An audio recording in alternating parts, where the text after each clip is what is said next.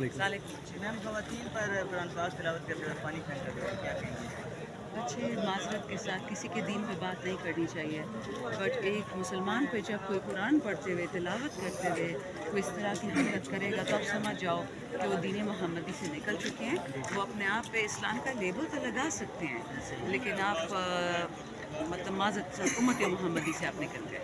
ये इस्लामी जमहूरिया पाकिस्तान में की ये रवायत है कि अली हस्ती ख़वातीन जो कि तिलावत कुरान पाक कर रही हैं, उन पर पानी फेंक दिया जाए।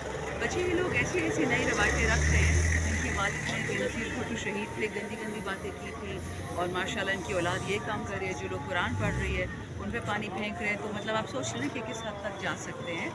और देखें, ऐसा बंदा जो मुसलमान के साथ ये कर सके, खान साहब के साथ भी तो यही है। अगर उसको 22 घंटे या 23 घंटे अंधेरे में रख रहे हैं, वो क्या वज़ू कर सकता है? क्या वो कुरान पढ़ सकता है? आप एक गंदे कातिल को